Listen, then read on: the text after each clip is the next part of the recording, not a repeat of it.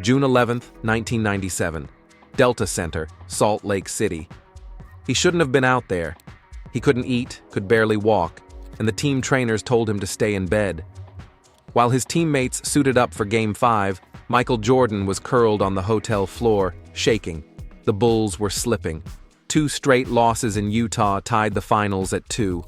The Jazz were undefeated at home all postseason, and the greatest player in the world was suddenly the weakest man in the building. Yet somehow, he showed up. And what happened next turned into legend. The moment he touched the ball, everything felt different. This wasn't a basketball game. It was a battle of willpower. If you've never seen a man drag his soul across the finish line, this was the night to witness it. Because the flu wasn't the only thing that didn't stand a chance. Coming off one of the greatest seasons in NBA history, the Chicago Bulls had been chasing history again. They opened the year with 12 straight wins and entered the All-Star break at 42-6. In their final game, they had a shot at becoming the first team ever to hit 70 wins twice. But when Scottie Pippen's game winner rimmed out, the Bulls finished 69-13, still the best in the league, but short of immortality. Jordan wasn't satisfied. He was still coming for everything. But something strange happened. After such a dominant year, Jordan seemed poised to win another MVP. The season before, he averaged 30 points and led the Bulls to a record 72 wins. He won the MVP nearly unanimously. In 1997, his numbers barely dipped. But out west, Karl Malone had the year of his life, carrying the Jazz to 64 wins. And when the votes came in, Malone edged Jordan by just 29 votes, one of the closest MVP races ever. Chicago fans didn't buy it. Even Phil Jackson hinted voters were simply tired of giving Jordan the trophy. Malone himself poured gasoline on the fire, joking, "I thank Michael for letting me borrow it for 1 year." Jordan played it cool publicly, but decades later the last dance revealed the truth.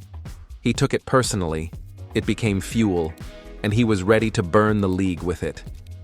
The playoffs opened with Chicago sweeping Washington, then facing a tougher-than-expected Atlanta team.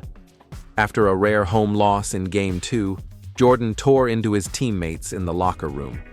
Whatever he said, it worked. The Bulls demolished Atlanta in the next game and closed the series in 5. Next came Miami in the Eastern Conference Finals. It was supposed to be a war, but Jordan and the Bulls suffocated Alonzo Mourning and Tim Hardaway from the jump. Miami's stars couldn't find rhythm. Rodman got in Mourning's head, Hardaway struggled, and Chicago steamrolled to the finals. Waiting for them, the Utah Jazz, Malone, the league's MVP, alongside Stockton, the NBA's greatest floor general. Utah had tied Chicago for the league's best offense and split the regular season series. They were massive, disciplined, and playing the best basketball in franchise history. Game 1 came down to a classic moment. With 9.2 seconds left, Malone went to the line. Scottie Pippen walked over and whispered one of the coldest lines in NBA history. "Remember, the mailman doesn't deliver on Sundays." Malone bricked both free throws. Jordan hit the game winner at the buzzer. Statement made. Chicago took Game 2 easily, but in Utah, the series flipped. Malone responded with 37 in Game 3. Stockton dominated Game 4, and suddenly the finals were tied. Hidden behind the scenes, something else was happening. Chicago's trainer accidentally swapped the team's Gatorade for a carb-loading drink meant for endurance athletes. Jordan and several teammates suffered stomach cramps the rest of the night. Combined with a defensive adjustment by Jerry Sloan, switching Brian Russell onto Jordan, MJ struggled. His scoring dipped, his efficiency dropped. Utah believed they had cracked the code. Russell bragged about stopping Jordan. He even fired back at MJ, saying, "Is it Michael or Michelle?" It was a mistake. Jordan never needed much to take things personally, and he was about to get even. Then came the night he should never have played. Rumors have swirled for decades: altitude sickness, too much drinking, or food poisoning. The most famous version comes from trainer Tim Grover. Stuck in a hotel with no room service, Jordan ordered a late-night pizza, the only place open. 5 men delivered it. Grover said he had a bad feeling instantly. At 3 a.m., Jordan was violently ill, curled in a ball, shivering, throwing up. The team doctors weren't sure he would play, but Jordan had one request. Just get me standing. I'll do the rest. Early in Game 5, Jordan looked done. He had 4 points in the first quarter. He could barely jog. Chicago trailed by double digits. The Jazz smelled blood, but in the second quarter, Jordan clawed back with 17 points, attacking relentlessly, forcing foul after foul. The Bulls cut the deficit to 4 by halftime. By the fourth quarter, Jordan looked like a man operating on pure adrenaline. He opened with 7 quick points and assisted a transition 3. Every burst seemed to drain him. Cameras caught him slumped on the bench with an ice pack on his neck, barely aware of his surroundings.